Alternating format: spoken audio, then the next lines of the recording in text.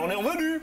Qu'est-ce qui se trame de bon dans votre magazine Aventure Chasse-Pêche ces temps-ci? Généralement, je vous en parle tout seul, mais il y a quelqu'un de mieux placé que moi pour en parler. Pascal Blais, rédacteur en chef du magazine Aventure Chasse-Pêche. Comment ça va? Ça va bien, toi, Martin? Ça va super bien. Good. Pascal, on est en plein temps de la chasse. Évidemment, on n'oublie jamais nos pêcheurs dans ces temps-là parce qu'il y a aussi des pêches qui continuent tard en saison. Mais là, c'est la frénésie. Et les deux magazines qui se suivent, celui qui est en kiosque présentement et celui qui s'en vient très bientôt en kiosque, regorgent d'articles en profondeur sur des techniques, mais aussi des faits quand même assez différents. J'ai vu quelques petites choses là-dedans. Là. Écoute, on parle entre autres là, dans le magazine actuel, tu parles, même, c'est vrai, c'est toi qui l'as écrit celle-là, Orignal, déjouer les mâles muets. C'est quelque chose qui revient souvent, ça. Ben Martin, ça t'as-tu déjà arrivé de lancer des appels à un endroit, puis, pour une raison X, que tu dois te déplacer, puis que tu reviennes à l'endroit où est-ce que tu as mis tes appels. Oui. Puis de voir qu'il y a des traces d'orignal qui ont passé. Il est venu voir qu'est-ce qui se passait là. Dans le temps que tu n'étais pas là, tu l'as pas entendu, probablement qu'il était muet. Puis là, ben, c'est ça que j'explique dans cet article-là. Il arrive différentes situations, tout dépendant du niveau hiérarchique de l'orignal, ben, qui deviennent muets. Et puis là, on explique des techniques pour arriver à faire en sorte de les récolter. Quelque chose, moi, qui me surprend énormément. À la chasse, comment se relever d'un échec? C'est pas un type d'article que je suis habitué de voir dans un magazine de chasse et pêche, mais tabarouette, faut en parler. Oui. André, dans ce cas-là, André qu'on connaît très bien, André Veilleux, qui, dans la vie de tous les jours, fait un métier qui peut lui permettre de faire ce genre d'article-là. Oui, puis ça va un petit peu avec la nouvelle génération du magazine Aventure. On voit des articles un petit peu plus psychologiques. André Veilleux, tu viens de le dire, est psychologue. Donc, lui, il apporte un petit peu la recette pour se relever d'un échec. Oui. Donc, comment est-ce qu'on fait pour s'en sortir? André nous donne plein de trucs, des conseils. Puis aussi, on s'en rend compte, là, souvent, les chasseurs qui vont arriver à un échec, où ça va survenir. Souvent, il y en a un autre qui va arriver, un autre, puis là, on va plonger vers le bas.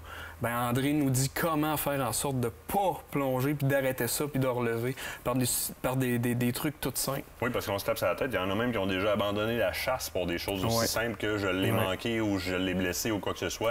Donc, c'est sûr, on n'est pas habitué de voir ça, mais c'est pertinent, pas à peu près. Caméra cellulaire plus intéressante que jamais par Patrick Toulouse, notre rédacteur chasse. On veut nous entendre parler de ça, justement. On les a mis au test? Oui, c'est une nouvelle technologie qui date, ça date déjà de 5, 6, 7 ans, je crois. On les a mis au banc d'essai, on les a testés, chaque modèle. On a fait des tests de rapidité de détection, on a fait des tests sur la portée de détection, des tests d'image, à savoir lesquels avaient la meilleure résolution, lesquels on pouvait zoomer le plus dans l'image pour les mettre le plus loin possible des sites d'apportage pour pas que les chevreuils les voient travailler ou voient les LED, comme on appelle. J'en vois d'autres, on va passer un petit peu à la pêche aussi, mais je vois sentier de chevreuil, adapter votre stratégie, évidemment, par où ça passe pour aller manger, pour aller se coucher. Les chevreuils, faites-les sortir de jour, comment de fois on entend ça. Mais écoute, de la pêche aussi, l'arc-en-ciel en pourvoirie, les secrets enfin dévoilés par David Blouin, notre chroniqueur pêche interne à nous. Oui, David a fait une excellente job, je dois le dire. Là, il a interviewé plusieurs pourvoyeurs, il a interviewé plusieurs guides qui travaillent sur différentes pourvoiries, à savoir quelle était leur leurre fétiche, quelle était leur technique fétiche pour prendre l'arc-en-ciel. Des fois, l'arc-en-ciel, on a de la misère à l'apprendre, Martin. Ben là-dedans, on a tous les trucs, toutes les techniques, toutes les leurres. Puis il y en a que vraiment David a travaillé fort pour être capable d'aller chercher la mouche miracle. Là, fait, dans le magazine, c'est dévoilé. Je vois technique de doré au Jack aussi qui est là. Il y a plein, on parle de bar rayé, que se passe-t-il? Il y a plein de bonnes choses dans ce magazine-là.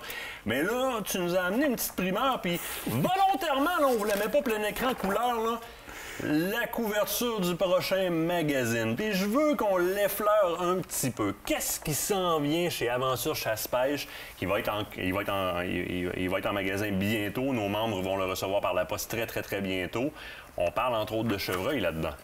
Il y a un bon article du chevreuil. C'est une condition climatique dans laquelle l'auteur Cécile Brou nous parle qu'il ne faut vraiment pas manquer. Durant le mois de novembre, ça arrive environ 2 fois par année. Et puis je vous le dis, là, s'il y a vraiment quelques journées de vacances que vous devez prendre, c'est durant cette période-là. Quand je vais avoir ces conditions météo-là, je vais être dans le bois. Je vois juste ton sourire qui lève. Puis, écoute, il nous reste 1 minute. En dehors de ça, qu'est-ce que j'ai qui s'en vient à me mettre sous la dent là-dedans? Si tu veux nous en dire plus, là. Ben, j'ai finalement fait le test de projectile de carabine qui dévie sur une branche.